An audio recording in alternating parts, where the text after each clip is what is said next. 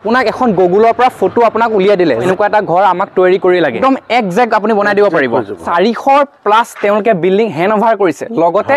13খনতকৈ অধিক দলং তেওঁ বনাই নিৰ্মাণ কৰি উলিয়াইছে অলপ কম খৰচত এটা ধুনীয়া ঘৰ এটা বনাই লাগে কৰিলে মোটামুটি মালিকৰ যেনেকুৱা হলে 10-15% পইচা ৰেহাই হ'ব নমস্কাৰ আজি আপোনালোকলৈ এনেকুৱা এটা ভিডিও লৈছো যিটো ভিডিও চোৱাৰ পিছত আপোনালোকৰ ঘৰখন সপোনৰ ঘৰখন আপোনালোকে নিজৰ ঘৰখন গঢ়ি তুলিব পাৰিব কেনেকৈ কাৰণ সকলোৱে এটা সপোন থাকে যে এটা ধুনীয়া বিল্ডিং ঘৰ বনাও নহলে এটা ধুনীয়া আসাম টাইপৰ ঘৰ বনাও কিন্তু সকলোৱে এটা বাজেট হক বা কিছু পৰামৰ্শ নোহোৱাৰ বাবে তেওঁলোকে নিজৰ সপোনৰ ঘৰখন গঢ়ি তুলিব নোৱাৰে কিন্তু আজি মই আপোনাক এনেকুৱা এজেগাত লৈ আহিছো যিজন ব্যক্তিৰ সৈতে চিনাকি কৰাই দিম সেই ব্যক্তিজনে আপোনালোকক আপোনাৰ ঘৰ সপোনৰ ঘৰখন অতি সুন্দৰ হয় আৰু আপোনাৰ নিজৰ ঘৰত গৈ বনাই দি থৈ আহিব পাৰিব আজি মই বৰ্তমান তেওঁক চিনাকি কৰাই দিম লগতে আপোনালোকে কেনেকৈ কৰিব পাৰিব সকলো এ টু জেড এই ভিডিওটোৰ মাধ্যমেৰে আপুনি আজি গম পাব এতিয়া আপোনালোকক এজন ব্যক্তিৰ সৈতে চিনাকি কৰাই দিম যিজন ব্যক্তিৰ দ্বাৰা আপোনালোকে আপোনালোকৰ সপোনৰ ঘৰখন গঢ়ি তুলিব পাৰিব নমস্কাৰ নমস্কাৰ আপোনাৰ শুভ নামটো আমাৰ দৰ্শকক জনাই দিয়ক এবাৰ মোৰ নাম সাইফুল ইছলাম আচ্ছা এতিয়া মই আপোনাক এটা কথা সুধো যেতিয়া আপুনি এইটো বিল্ডিং আপুনি নিজে বনাইছে নেকি হয় হয় এইটো বিল্ডিং আপুনি বনাইছে ন শৰ্ট কেতিয়া ঢালিলে এটো এক মাহ মান হৈছে শৰ্ট ঢালা তাৰ সময় আপুনি গুটেখিনি এলেকাতে কাম এতিয়া বৰ্তমান চলি আছে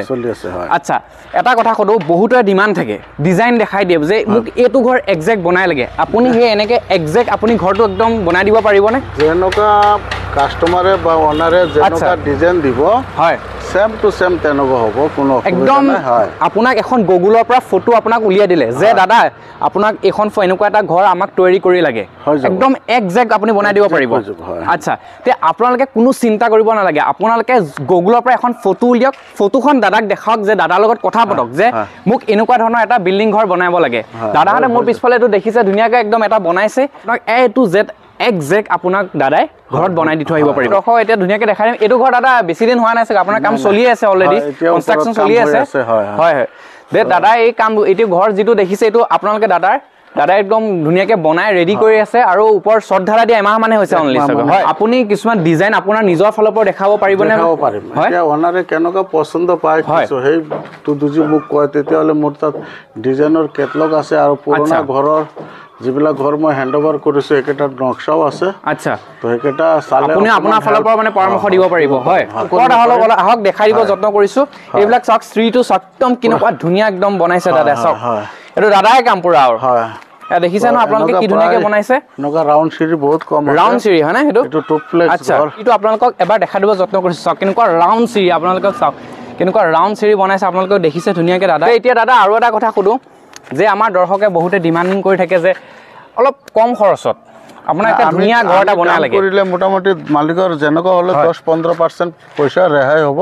10-15% পইচা আপোনাৰ ৰেহাই কৰি দিম কিয় মানে হয় আননেচাৰী খৰচাবিলাক আমি নকৰো আচ্ছা সঠিক যিখিনি প্ৰয়োজন সেইখিনি খৰচা কৰাও আৰু কামৰ কোৱালিটিও ভাল কৰো আচ্ছা কথা সুধো দাদা আপুনি এই যি কনষ্ট্ৰাকশ্যনৰ কাম কিমান দিনৰ পৰা কৰি আছে 94 ৰ পৰা কাম কৰি আছো 1994 ৰ পৰা 1994 এতিয়া 2024 হল এতিয়ালৈকে 1994 ৰ পৰা কৰি আছে কাম কৰি আছো হয় প্ৰায় 400 ঘৰ বিল্ডিং মই হেণ্ড ওভাৰ 400 ঘৰ আৰু দাদা 400 ঘৰ বনাইছে ডাইৰেক্ট 400 বিল্ডিং দাদা হেণ্ড ওভাৰ কৰিছে 13টা দলঙো মই হেণ্ড ওভাৰ কৰিছো 13খন দলং আপোনালোকে হেণ্ড ওভাৰ কৰিছে হয় আচ্ছা চাওক তেতিয়া দাদা কিমান এক্সপেৰিয়েন্স আছে 400 বিল্ডিং বনাইছে লগতে 13খন দলং দাদাই নিজে বনাই হেণ্ড ওভাৰ কৰিছে বীজ হেণ্ড ওভাৰ কৰিছে হয় 12-13টা জায়গাত আমাৰ কাম চলি আছে কনস্ট্ৰাকশনৰ কাম হৈ আছে হয় গুৱাহাটীৰ পৰা লৈ আপাৰ আসামলৈকে গোটে জায়গাত মোটামুটি প্ৰায় সব জায়গাত মোৰ কাম চলি আছে বহুত জায়গাত কাম চলি আছে আপোনাৰ আচ্ছা তে দাদা যেহেতু কৈছে বহুত এক্সপেৰিয়েন্স থকা যেহেতু 1994 পৰা দাদা এই বিল্ডিং বনোৱা কামতে লাগি আছে বিল্ডিং বনাই যেহেতু এতিয়ালৈকে 400 প্লাস তেওঁলোকে বিল্ডিং হেণ্ড ওভাৰ কৰিছে লগতে 13খনতকৈ অধিক দলং তেওঁ বনাই নিৰ্মাণ কৰি উলিয়াইছে তেনেহ'লে ভাবিছা কিমান এক্সপেৰিয়েন্স থকা মানুহ আপোনালোকে ঘপকৈ বনালেই নহয় আপোনালোকে এজন সঠিক ব্যক্তিক লৈ আপোনালোকে নিজৰ ঘৰটো সপোনৰ ঘৰটো বনাওক কাৰণ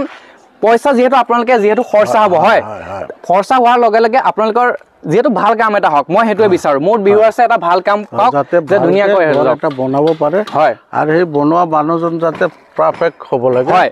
যোগ্য হ'ব লাগে যাতে মানুহজন ঘৰখন বনোৱাৰ কাৰণে নলেজ আছে হয় তেতিয়া কিছুমান আইডিয়া দি পেলাও মালিকক সহযোগ কৰি দিয়ে আচ্ছা কামৰো ভাল এটা ডিজাইন হয় পইচাও ৰেহাই হয় আচ্ছা আৰু কিছুমান মানুহে কয় যে মানে ইঞ্জিনিয়াৰ লগাই কাম হেৰু কথা অলপ কৈ দিবচোন না ইঞ্জিনিয়াৰ এটা বিল্ডিংৰ বিষয় ইঞ্জিনিয়াৰৰ পৰা পৰামৰ্শ লৈ পেলাই ড্ৰয়িং এটা বনাব লাগে সেই হাতেৰে যেনেকুৱাই ডৰিং বনাক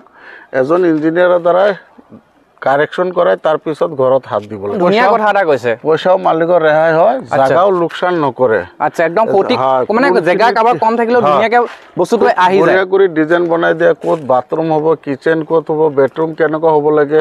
চিৰি কেনেকুৱা হ'ব লাগে সেইখিনি আগে দেখি একদম ধুনীয়াকৈ হৈ যায় আননেচাৰি যিকোনো মানুহ দ্বাৰা কামখন ষ্টাৰ্ট কৰাই দিয়ে তাৰ পিছত কামত খেলি মেলি হয় ৰাইট এইটো কাৰণে ষ্টাৰ্ট কৰাৰ আগত এজন ইঞ্জিনিয়াৰৰ পৰামৰ্শ লৈ নক্সা এটা বনাই তাৰ পিছত ভাল এজন ঠিকাদাৰক সমজাই দিব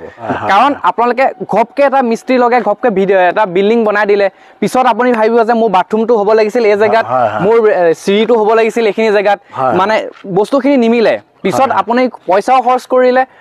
অলৰেডি গোটেইখিনি কাম হৈ গ'ল তেতিয়া আপোনালোকৰ আইডিয়া হয় সেইকাৰণে দাদা এটা ধুনীয়া কথা কৈছে আপোনালোকৰ ইঞ্জিনিয়াৰো আছে হয় যদি কোনোবা মালিকে কয় যে ইঞ্জিনিয়াৰৰ লগত কথা পাতি হেঁতে নক্সা বনাব আচ্ছা সেইখিনি আমি হেল্প কৰাই দিম ইঞ্জিনিয়াৰো আছে আমাৰ লগত আচ্ছা কাম কৰিলে মালিকে 10-15% 100% এইটো 10 to 50% মানে পইচা আপোনাৰ ৰেহাই হৈ পৰিব হয় কামৰ কোৱালিটিও আচ্ছা এনেকুৱা কামৰ কোৱালিটি পাব এনেকুৱা এইবিলাক অলপ দেখাই দিবলৈ যত্ন কৰিছিলে ফুজবিলাক এনেকুৱা ঢালাই ফুজবিলাক চাওক কেনেকুৱা একদম বস্তা দি পানী খুৱাও হা আচ্ছা তো ঢালাইটো মজবুত হয় এটো পুষ্টটো দিয়াৰ পিছত আপোনালোকে বস্তা দি পানী খোৱা একদম পানী খুৱাই যাতে তেতিয়া পানীটো মানে খাই থাকিব পানীটো নাথাকে আচ্ছা তো এনেকুৱা কৰি আৰু এনেকুৱা চিৰিটো আমি এনেকুৱা বস্তা পাৰি পেলাই আচ্ছা পানী খুৱাও এতিয়াতো আমাৰ টাইম হৈ গৈছে এতিয়া আৰু হৈ গৈছে নালাগে একমাহ হৈ গৈছে এতিয়া আমি শাটাৰিং খুলিমে আচ্ছা তো আমাৰ কামৰ কোৱালিটি এনেকুৱা কামৰ কোৱালিটিৰ কাৰণে মালিকে কোনো হেৰি নাপাব হয় একদম 100% শুদ্ধ কাম কৰো হয় তো আপনাৰ বিএসএ যদি কোনবা আপনাৰ লগত যোগাযোগ কৰে কামৰ কোয়ালিটির কারণে কোনো একদম নিশ্চিন্ত থাকিব লাগিব হয় আমি খুব বঢ়িয়া মোটামুটি 28-30 বছর হৈ গৈছে মোৰ কাম কৰাৰ 30 বছৰ এক্সপেৰিয়েন্সৰ ফালৰ পৰা দাদাই কৈছে মানুহে এটা ভাল কাম বিচাৰে সেই কাৰণে দাদাৰ লগত যোগাযোগ কৰিছে আৰু দাদাই যেহেতু বহুত এক্সপেৰিয়েন্স থকা 400 বিল্ডিং বনোৱা ধেমালি কথা বুলি ভাবিছে নেকি দাদাই যেহেতু কৈছে কিমান এক্সপেৰিয়েন্স থকা দাদা আৰু এটা কথা কৰো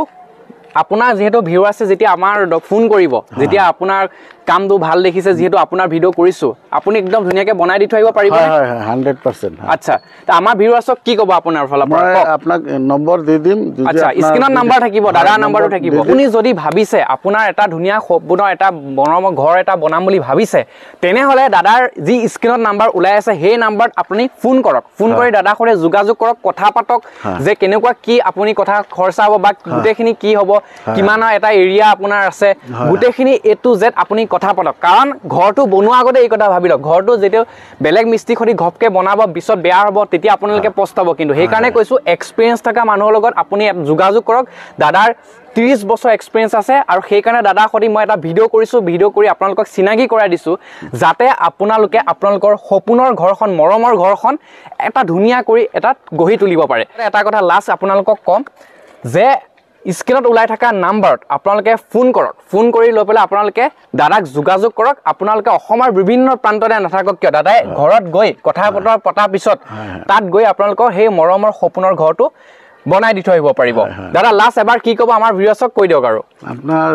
কাম আমাৰ কামৰ কোৱালিটি যদি চাই আপোনাৰ ওনাৰৰ যদি ভাল পায় তেতিয়াহ'লে যদি কোনোবা ঘৰ বনাব বিচাৰে তেতিয়া আমাৰ লগত যোগাযোগ কৰিব স্ক্ৰিনত মই নম্বৰ দি আছো ধুনীয়াকৈ ক'লে ধুনীয়াকৈ স্ক্ৰিনত নাম্বাৰ থাকিব আপোনালোকে দাদাৰ লগত যোগাযোগ কৰক আৰু আপোনালোকে আপোনালোকৰ সপোনৰ ঘৰখন ধুনীয়াকৈ গঢ়ি তোলক আজিলৈ মানে নমস্কাৰ